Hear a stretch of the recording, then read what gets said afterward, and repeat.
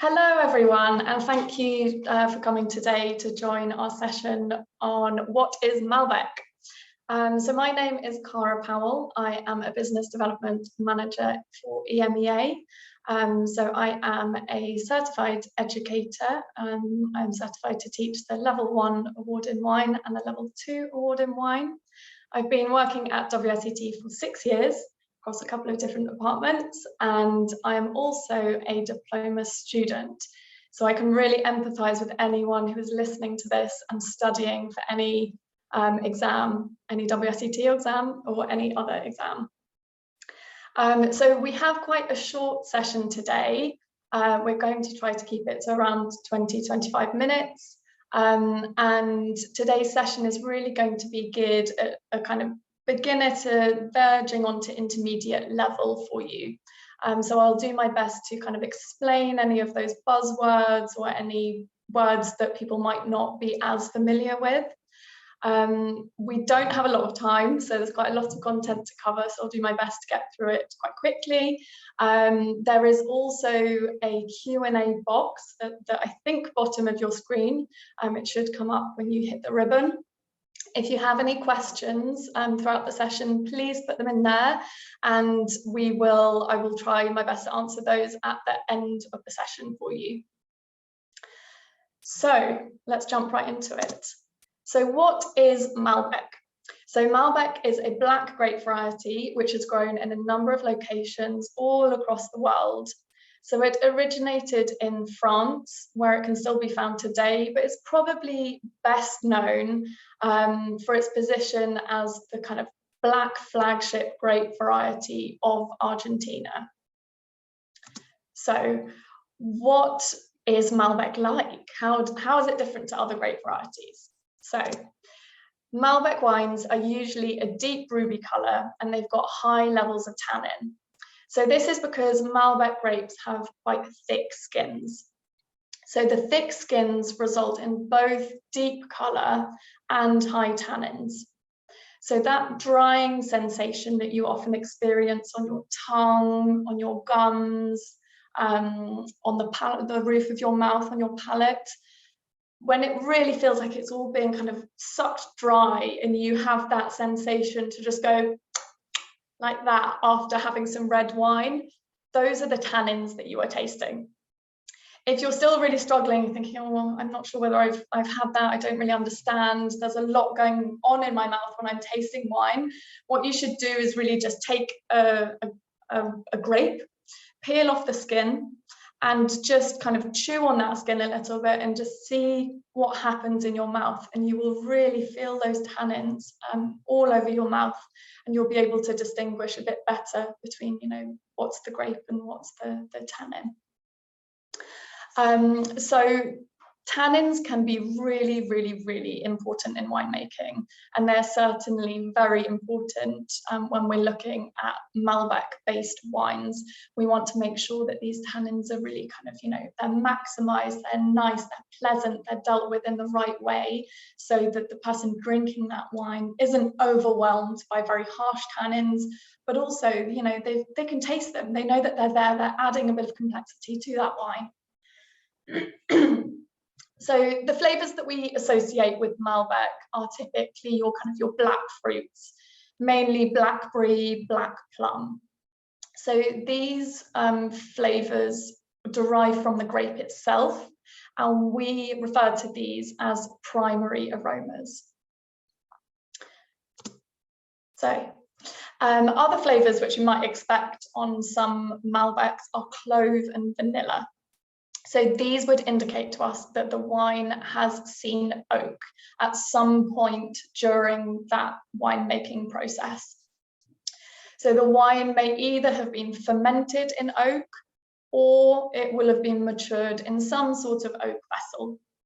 So the decision of whether that is new oak, old oak, whether these are very large vessels, whether they're much smaller, kind of barrels or something, that is all down to your winemaker. Oak is very expensive, so that could be a factor when deciding how much and which oak to use, and if you're going to use any oak at all. So why is oak used? Typically, oak will soften any sort of harsh tannins that you've got in that wine, and it'll make them a bit more rounded, and it will also add a bit of complexity in terms of that flavor profile. So remember, we'll be getting those clove, vanilla, sweet spices. They all add to the wine, and if it's well balanced, then that can be a really, really pleasant experience in your mouth. So any notes that we get from that oak involvement, or any other kind of winemaking techniques which are used in the winery, we would deem all of those flavors secondary flavors, secondary aromas. So they don't come from the grape itself, but they come from the decisions that the winemaker makes in the winery when he or she decides that how they're going to make that grape juice into a wine. So not all Malbec is oaked. It's really important to remember that. Some are made in a just really kind of very fruit forward style instead. So Malbec is either seen as a single varietal, which is very common, and it can also be found in blends. Typically, we might see it blended with, Cabernet Sauvignon, Merlot, Cabernet Franc, Petit Verdot, lots of those kind of Bordeaux varieties. There are people out there who are doing weird and wonderful things, mixing, lots of different grape varieties or varieties that we typically, haven't seen very much. So yeah, definitely keep an eye out for some more exciting and different blends, which I haven't mentioned. So Malbec makes a really kind of full-bodied wine. So what is body? It's another question we get a lot from our students. So the body of the wine is really all about how does it feel in your mouth? Is it light like water, or is it quite heavy and weighty like milk? If it's light like water, we would say that that wine is a light-bodied wine. If it's heavier, denser, got a bit of weight to it like milk, then you would say that that is a full-bodied wine. So Malbec, we would expect to have that kind of texture and that weight of more like milk than water.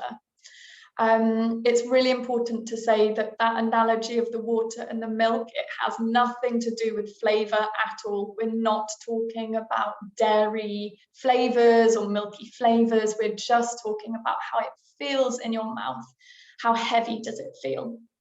And the body of that wine is really going to be comprised of a couple of different things. So if there's any sugar in that wine, any residual sweetness, that's going to impact the body. The alcohol level, that will impact the body, the level of tannins, the level of acidity. It's all of these things kind of marrying together to create that overall effect of body in that wine. So the best examples of Malbec, and by that I mean the ones that have enough concentration of those primary fruit aromas, enough acidity and enough kind of good quality tannins, those will be able to age in bottle really, really well. So over time, they'll develop aromas of dried fruit and leather, or maybe kind of meaty flavors.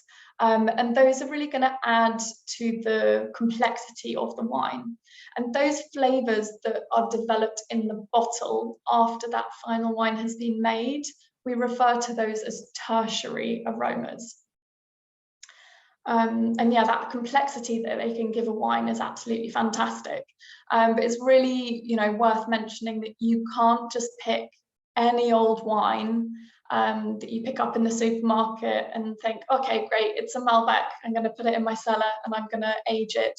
It has to be a good quality example that has enough structure and enough concentration in order to be aged. Otherwise, you will find that the flavors just diminish and you're left with a kind of very mediocre, flat wine that is just simply past its best. So yeah, be careful if you are aging wine. It can be fantastic if you pick the right wines, but if you don't manage to pick the right wines, you could be really, really disappointed. Okay, on to the meaty topic of the history of Malbec. So we're going to go all the way back to the Middle Ages for this. So during the Middle Ages, Malbec was a popular grape variety in France. It went by a number of different names. You might have heard of some of them. If not, I'll just let you kind of geek out on these, such as Auxerrois or Caux, were two of their names. It had loads and loads of different names because it was so popular in a variety of locations in France. It often had a kind of regional name or a local name. So yeah, so it was everywhere in France, really. And although the grape really struggled with some of those damp conditions, it was quite cold, it was quite damp, and this would lead to some of those vines developing a bit of rot. So either the vines or the grapes would start to rot, and then obviously they can't really be used for wine. So despite that, it was still quite present all over France. And for you history buffs out there, it was actually apparently Eleanor of Aquitaine's favourite grape variety. We actually, wouldn't bet my life on that is true, but it has been noted in a couple of different historical kind of accounts. So yeah, I'm really hoping that that's actually true. So in the 19th century, something absolutely terrible happened. There was a catastrophic event which absolutely devastated the vineyards of Europe. I'm sure some people know what I'm about to talk about now, but an insect called phylloxera, which was native to North America, and which feeds on the roots of vines, was accidentally introduced into Europe. So what happens with phylloxera is phylloxera feeds on those roots and it damages them. It then leaves these kind of exposed open wounds, and it means that infection can get into the vine's roots. So over time, we're talking maybe a year or two, that vine will slowly become increasingly kind of diseased, and it will eventually die. Which is really not ideal if you're trying to make wine. Without the vines, you don't have any grapes. And this is something that happened on an absolutely epic scale during the 19th century to vines all across Europe. So countless vineyards were wiped out, and then they all had to be replanted. And when the replantings were being planned, it was often decided in those areas of France that Malbec was not actually going to be replanted. And this was because it was really seen as that slightly sensitive grape variety, which was too susceptible to rot. So they didn't want to take that risk. So they preferred to plant other varieties in its stead. Other varieties which were maybe a little bit hardier and which was slightly better suited to the climate. So Malbec's presence, which had been really, really strong, particularly in southwest France, and it used to play this big role in the Bordeaux blends, but that really dwindled after all of these vines were not replaced. And the only region which successfully retained Malbec as its kind of flagship grape was Cahors. You can see that in the red section. It's the kind of bright red section on the map on the left. So you can see that it's sort of east of Bordeaux. And to this day, Malbec remains in its central position in Cahors, which I think is fantastic. So how did Malbec get from France to Argentina? They are obviously complete opposite ends of the world. So on the 17th of April, 1853, Malbec vine cuttings were taken from France to South America, where it was introduced into both Chile and Argentina. So the vines growing in Argentina especially absolutely thrived in the kind of warm, dry conditions that they were planted in. So many of those problems that we talked about with the rot essentially almost completely disappeared, which was really fantastic. So from this point forward, it really became a valued, grape of Argentina. But despite its excellent performance, it still faced a lot of difficulties after this point, as the demand for other, often international grape varieties really grew. But Malbec's position on the local and international stage has really been cemented in more recent decades, where its reputation as Argentina's flagship grape variety has really become very solid. It is increasingly exported. The main export markets are kind of towards the USA, so number one, the UK, into Europe as well. It's a really popular grape variety, and it's quite confident in its stance at the moment. So let's look at some key regions. So we're back in the present day now, and Malbec is planted really across the world. You can find it in the USA, you can find it in South Africa, you can find it in Spain, you can find it in loads and loads of different places. But we absolutely do not have enough time to cover every single location where Malbec can be grown across the world. So we're just going to look at a couple of key areas, and we'll try to cover off most of those. So let's start with Mendoza. So Mendoza is responsible for producing approximately 70% of Argentina's wine.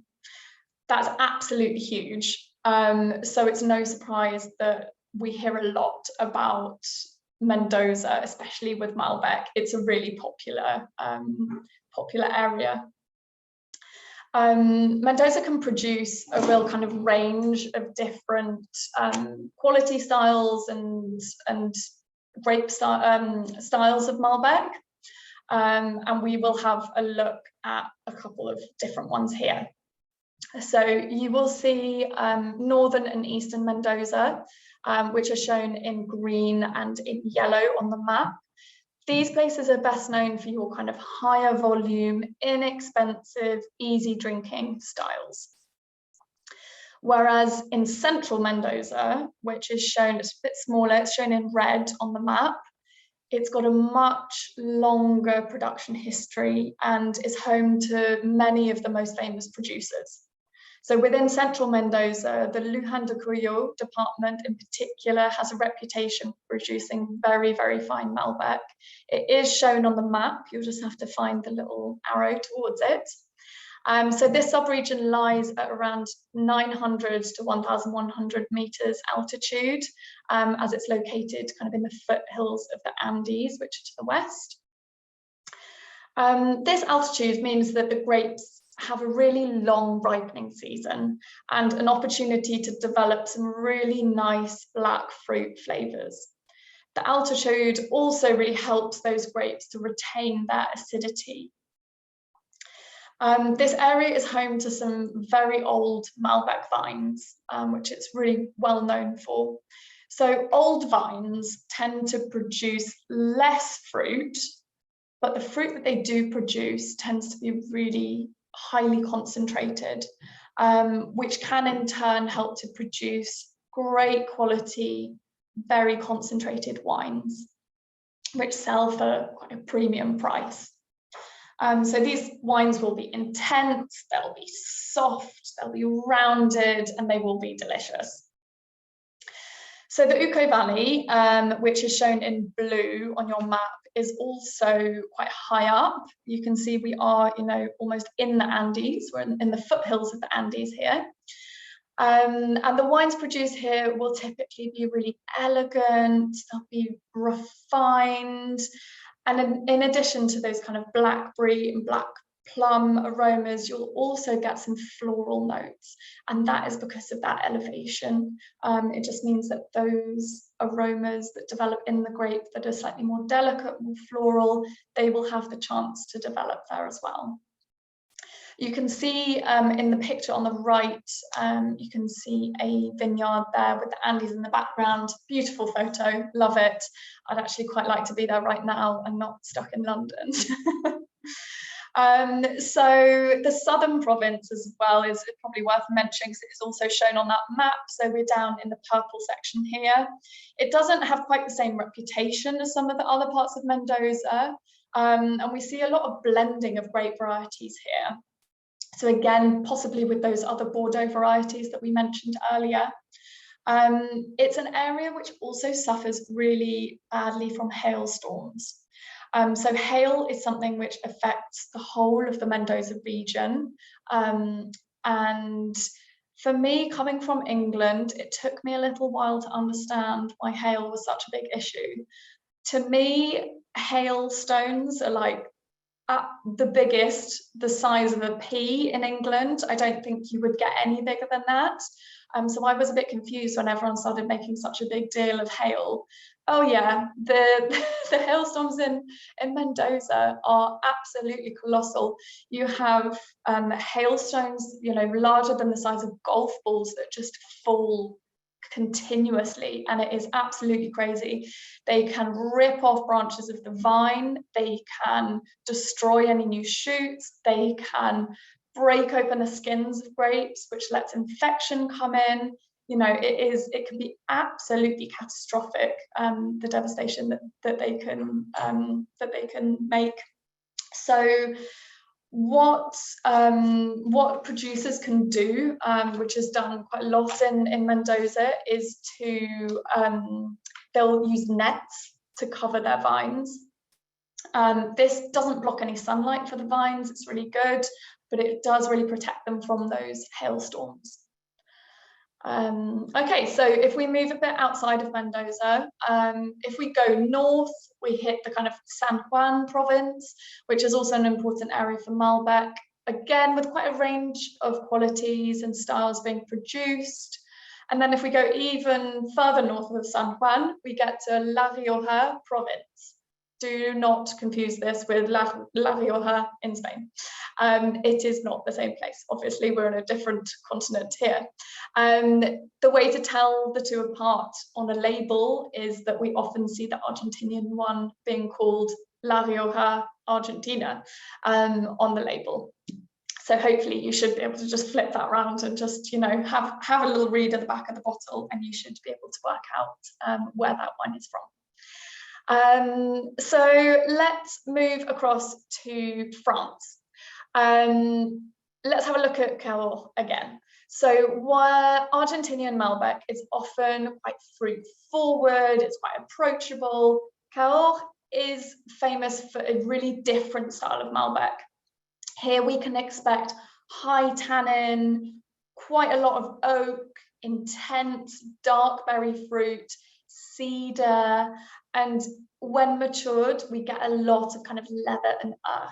So these wines often benefit from age and oak to soften those tannins, which would otherwise potentially be a little bit harsh. So Cahors styles are sometimes described as a slightly more kind of savory style, and the really good quality examples can age very, very well, and they become really complex and delicious. So, Malbec pairings. If you are cracking open a bottle of wine tonight, what should you pair your Malbec with?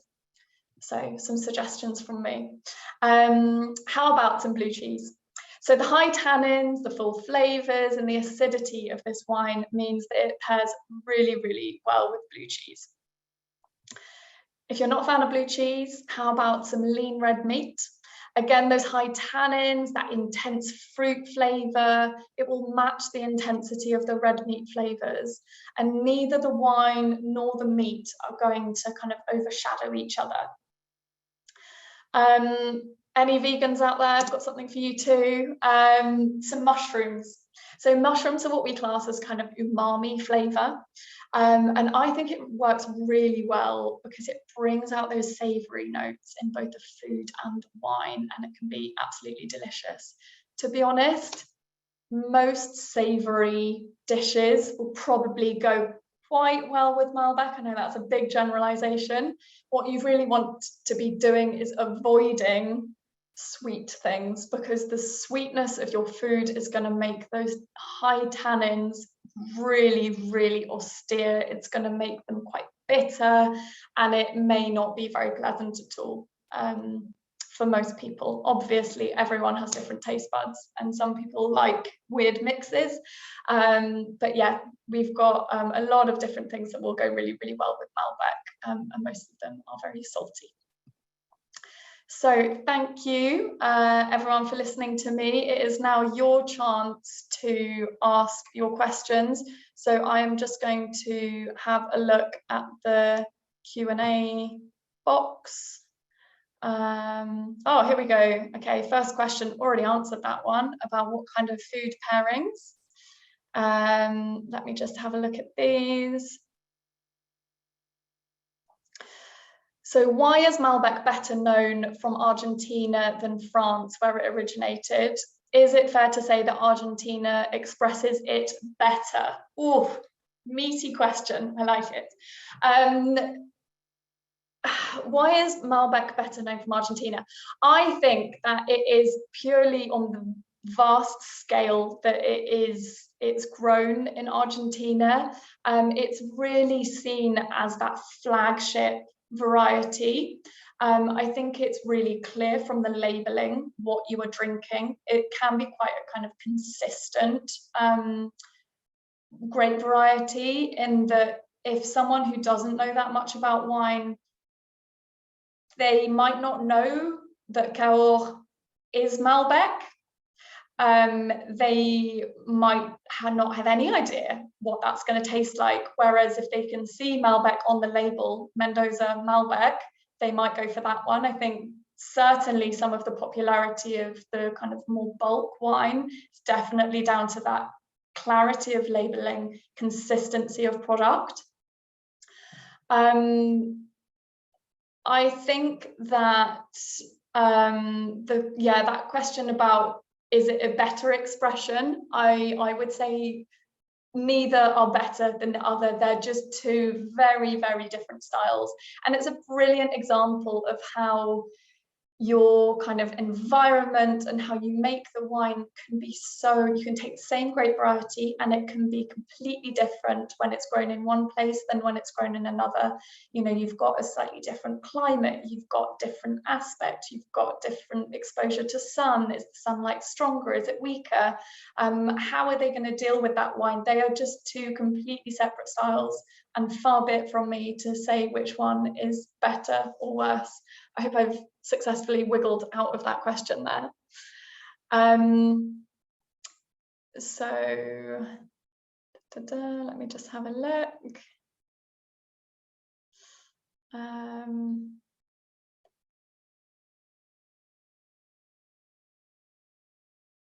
Hold on. So the Malbec that was kept in France, was it replanted with the original rootstock? So most likely no. And again, this could be something that that there will likely be exceptions to, I'm sure, because there are always exceptions. We should never answer categorically yes or no. But I would imagine that the Malbec was probably grafted, and certainly the Malbec today would be grafted onto American vine rootstock. So the American vine rootstocks are resistant to phylloxera. And what happens is the phylloxera kind of goes in, and when it starts to feed on those roots, the vine excretes a really sticky residue that bungs up the mouth of the insect, so it can't feed on it. So what they would tend to do would be to graft the Malbec onto the roots of an American vine that is resistant to the pest. So I would imagine that that is what they did straight after the kind of pandemic, the phylloxera pandemic. I think we've got room for one last quick question. So is Malbec in Argentina oaked? I would say there is a mixture. There's a mixture of oaked and unoaked. I would say that's probably more oaked than not, but you will definitely find examples of both. We can see new oak being used quite a lot on Malbec because it is kind of intense enough to kind of match those additional vanilla and not get overwhelmed by those extra flavors that the oak is going to impart. We also see a lot of Malbec that is with slightly older oak or larger oak barrels where you're not going to get as many of those oak flavors, but you're still going to get that softening of the tannins. So yes, lots of the Argentinian Malbec is oaked, but also you can find examples that are not. Okay, we've got a lot more questions, but we're not going to have any more time, I'm afraid. So I'm just going to wrap up. So thank you everyone for your time today. I'm not sure that we've had enough time to completely go into everything. It's always the way. But if you would like to know any more about the WSET courses or find a local provider, please visit our Where to Study page, where you can access the details of our 800 program providers all across the world. We're across over 70 different countries, so you will hopefully be able to find something really local to you. If you can't, we also offer online courses, so please do get in touch with us. This webinar is going to be hosted on our YouTube channel, WSET YouTube channel, so you can go there and have a look at similar webinars for loads of different grape varieties. There are videos on spirits and sake as well. So do go and check it out. And thank you all so much for your time today. And I hope to see you soon.